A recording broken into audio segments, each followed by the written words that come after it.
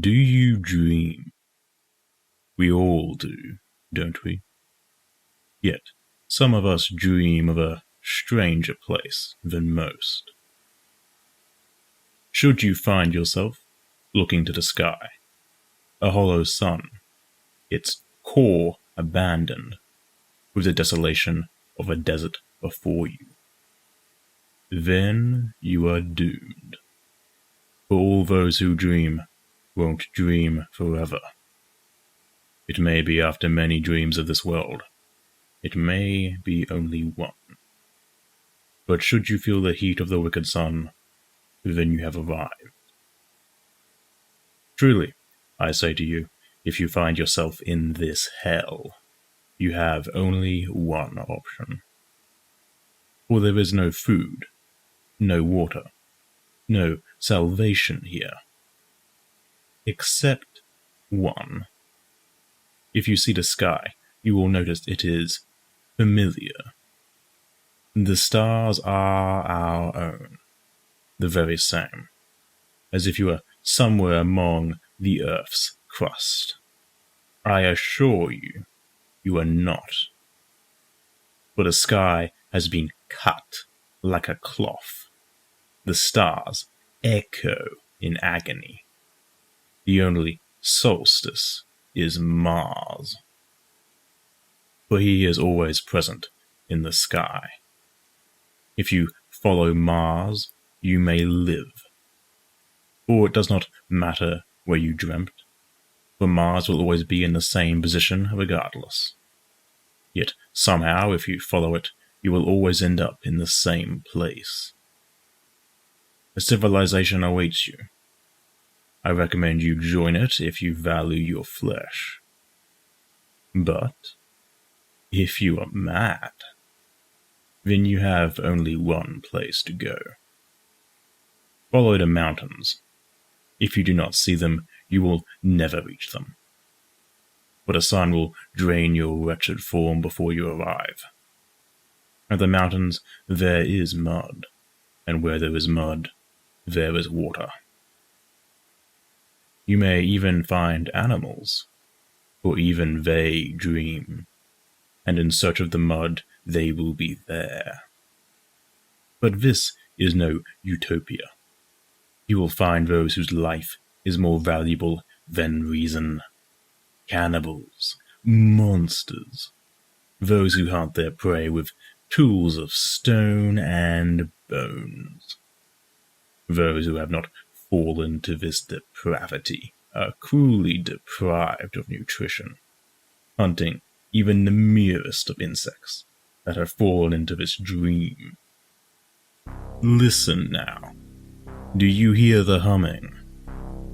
Only some can. If you hear it, it may be best you depart from this life swiftly. For the humming will only grow louder, seeping into your mind, until eventually you leave your senses behind. Look as those who hear leave their caves and mountain dwellings.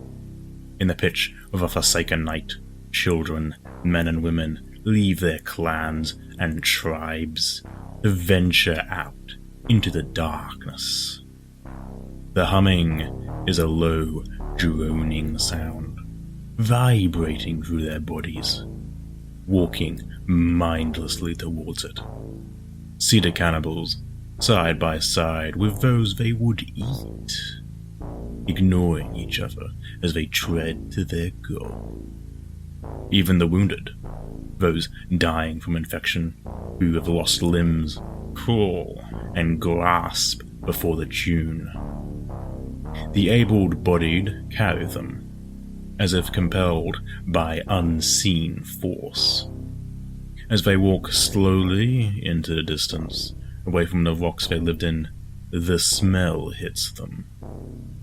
Metallic, yet somehow sweet. It violates their senses, driving them only onward.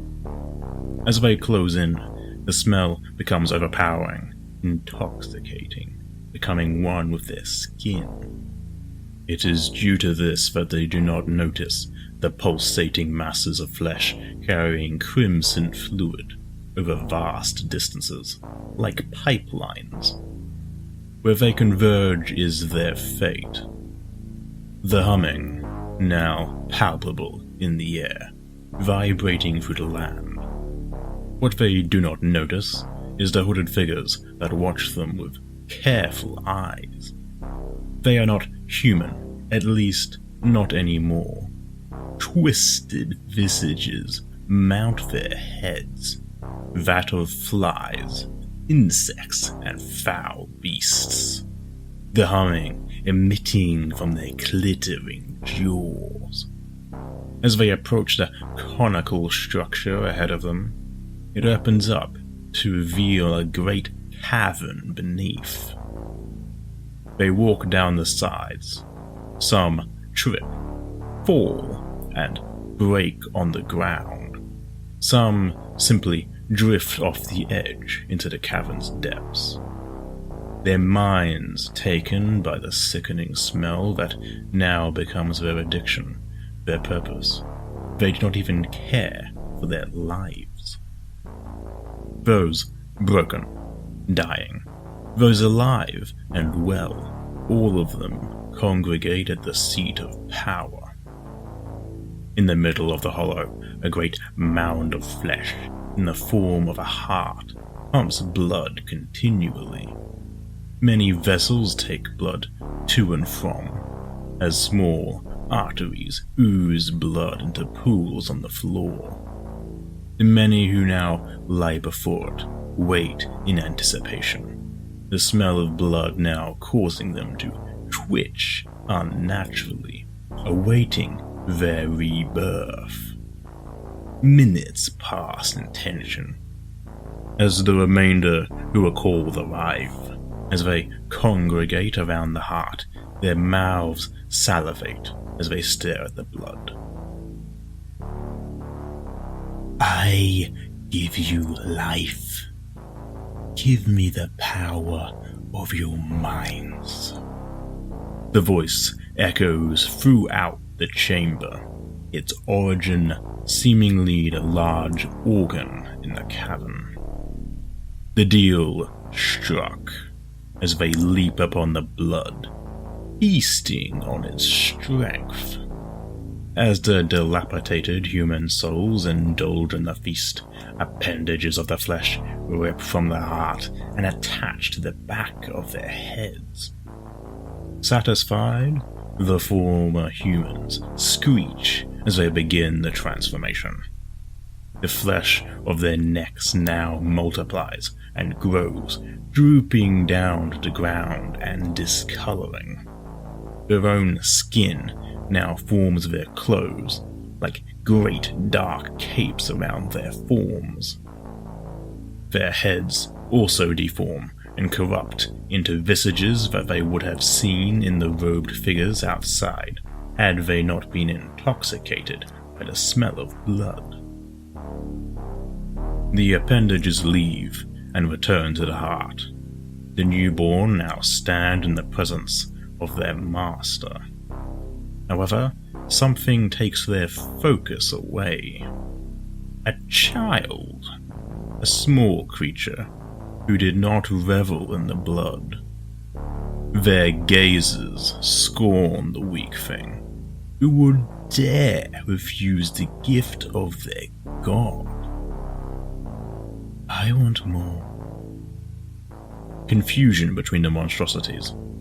How dare this one beg for more than his purpose? The heart stirs. What do you offer me? As the appendage approaches, examining the creature, a sudden revelation as the heart identifies its prize. Ah, your importance is well understood. Approach. Drink of me. The heart splits down the middle, opening to reveal a single drop of blood, hanging precariously from a single appendage. The child approaches, parting the gathered mob. The single drop falls onto his tongue. His metamorphosis is violent, deranged. Like the others, his skin becomes a robe, yet it does not end there. His legs stretch and grow, multiplying into thousands of small tentacles that hold him. The child now grows to full size, towering above the rest. His face morphing, his eyes disappear, no longer necessary. Only his nose and a large gluttonous mouth remain, lined with thousands of teeth in rows. His smile takes up the entirety of his face.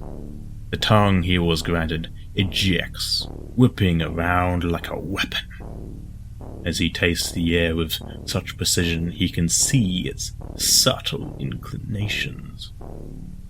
He turns now to face the brethren. Your god demands blood. Bring the rejected to his feet.